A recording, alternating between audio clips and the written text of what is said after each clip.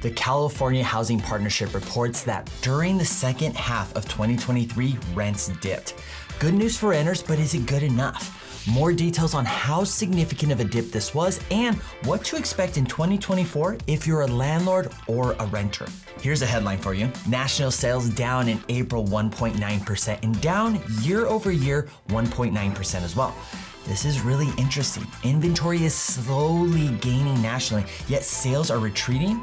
National trends are important to pay attention to, but do they tell the whole story? I'll share with you what San Diego is experiencing as a whole and what may come to follow as we quickly are approaching the second half of the year. All this covered here in this week's San Diego Market Matters. I'm Karl, your San Diego Realtor. Let's jump into it. Real quick, if you appreciate the information I provide in these videos every week, it would be appreciated if you would subscribe to the channel and like this video.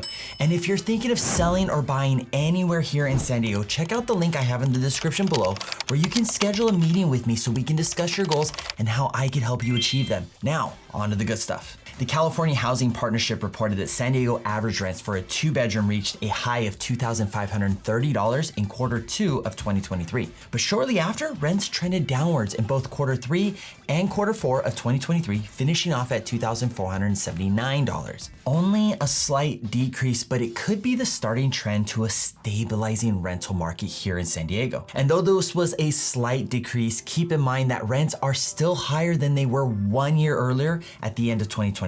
By stabilizing, what I mean is reasonable growth in rents over longer periods of time, as well as rents that would become relative to market incomes for renters. I'm not gonna dive too deep into this, but when I first read this article, the first thing I thought was, how the hell is the average price on a 2-bedroom only $2,500? I cross-referenced the data from the California Housing Partnership with data from Zumper and Zillow, both websites that collect rental data. Zumper reports that the average 2-bedroom rate is about $3,200, and Zillow reports it to be a little over $3,000. These seem more reasonable based on what I experienced out in the field. The price of a 2-bedroom isn't what's important here though. Though Zumper and Zillow are reporting higher rates, at the same time they're reporting the same trend of rents having come down in the third and fourth quarter of 2023, which is in alignment with what the California Housing Partnership is reporting. Let's put some things into context here in San Diego. Based on the data from the California Housing Partnership, after the pandemic, the average San Diego 2-bedroom rent shot up 23% from $2,047 at the end of 2020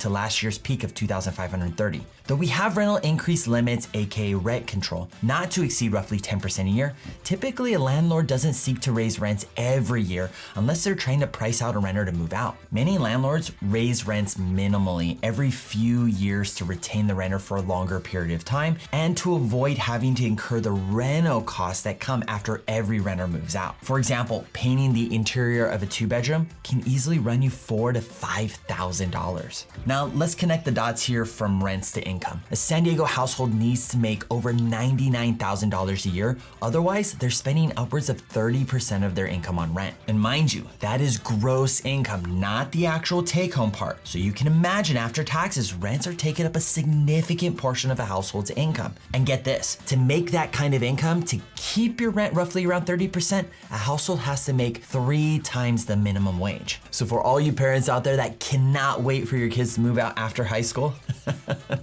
it might not be happening as soon as you think. Despite the slight decline in rents, 61% of low-income households and 32% of moderate-income households are spending more than 30% of their income on rent. Now let's bring this full circle. A rent-stabilized market will ideally retain rents between 20 and 25% of a household's income. The challenge is that wages aren't high enough for a majority of rental households to stay in this range, with costs continuing to go up. Though more slightly based on recent CPI reports on inflation, consumers here in San Diego are praying for rents to slow down and steady out. Unfortunately, Zillow and Zumper, both websites with rental data, are reporting otherwise. Zillow and Zumper, based on their data, are showing rents gaining upward traction since the beginning of 2024, though it is a lot slower than past years. You may be inclined to think that the downward trend reported in the second half of last year was a blip. Possibly. Or it could also have been the initial trigger to start to stabilize rents. Renting and purchasing a home have a correlation. As the cost of rents get closer to the cost of owning, then this should equate to more purchases, because Why rent when it almost costs the same to own? That's the baseline principle. The main driving factor you want to be mindful of here is rents are affected by the ability to buy. If it's easy to buy a home, then rents tend to stabilize or hold because there's less renters in the market. Simple supply and demand. If it's difficult to buy, then the rental market has more competition, thus driving rents up. Basic economics will suggest that as long as it continues to be more and more difficult to become a homeowner, then rents will continue to go up. We here in San Diego are experiencing the extreme opposite of that. The cost of owning is so high in comparison to renting. When there is this extreme of a disparity, then rents continue to go up as landlords know that renters have no other option because it's too expensive to buy. This is what we've been experiencing here, but there is another variable that I alluded to earlier. Landlords can raise rents only as high as the general income in the area allows. Landlords, I hope this is resonating with you. Driving rents are slowing down and costs have gone up. It may be a better idea for you to hold on to the renters you currently have if they're doing well rather than incur the costs that come with finding new ones. Data Wrapper reported that costs in repairs and remodeling has increased 40% over the last 5 years. Also keep in mind that we're heading into the second half of 2024 shortly. If rents trend downward again during the second half of this year, this could be the sign of a stabilizing cycle. Rents go up in the first half, they come down in the second. And lastly, if you're thinking of buying a property here in San Diego exclusively as a rental investment, as I mentioned earlier, our prices to purchase and the rents received are radically off. And if rents are stalling and only gradually gaining, that means that that gap may continue to widen if prices on the resale side continue to go up. If it's the case you were buying a property that has an ADU or a duplex and you plan to rent out one of those units, great idea. Offset your mortgage as much as you can and hold tight. In time, maybe 6 to 10 years, this financial disparity should correct itself. Now let's transition from rents to sales headlines. Really? Total existing sales down 1.9% in April is real newsworthy? Let's be honest and take a more broad look at the data. If we look at the bar graph for national total existing home sales over the last year, you can see that over the last 6 months, there's been barely any change. Minimal drops all the way back to November of 2023. Where we see the significant drop is in October of last year, almost 15%. Since then, we've been pretty close to flat. 1.9% drop in total existing sales isn't enough to make a big deal over. What you do want to take away from the data is the impact of low inventory. Median prices on the rise as well as the median price change year over year. Low inventory is continuing to hold prices at higher levels overall. Are we experiencing this on a micro level here in San Diego? Let's see. Well, home sales in San Diego rose sharply last month thanks in part to more inventory. The San Diego Association of Realtors says home sales increased 5% compared to the month before. That mirrors the median price of single-family homes, which also rose nearly 5% to $1.1 million. Realtors say the inventory of homes is up nearly 50% compared to this time last year. Hold up.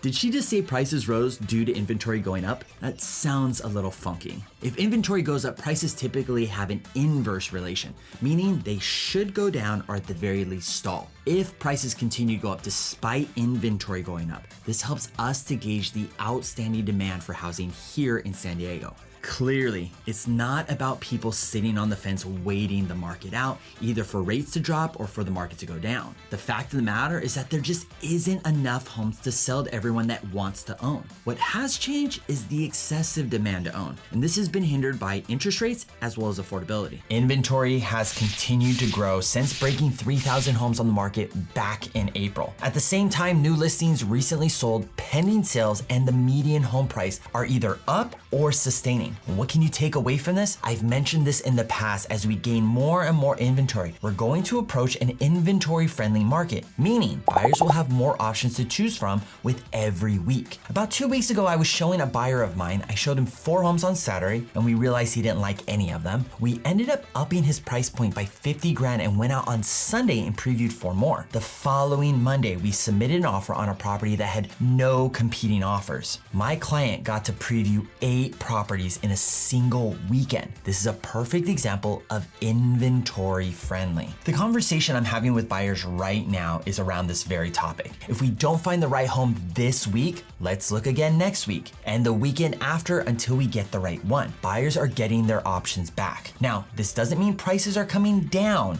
It only means that if you're looking to buy, you have a few more options to pick from. Bottom line, though nationally we are seeing inventory stall or slip slightly, San Diego is a completely different story. Almost all aspects of the housing market are on the rise. Inventory, rents, prices, sales, all up, up, up. If you're a homeowner, simply put, you're winning. Now that's a wrap for this week's San Diego Market Matters video. If you found this information valuable, be sure to hit the like button and subscribe to the channel for weekly updates on the San Diego real estate housing market. And if you're looking to get an idea of what homes are going for, you can click on my property tours that should pop up somewhere around here. And lastly, if you're considering on selling or buying property here in San Diego, don't hesitate to reach out to me for expert guidance tailored to your needs. As always, I'm Karl, your San Diego Realtor. I'll see you in the next video.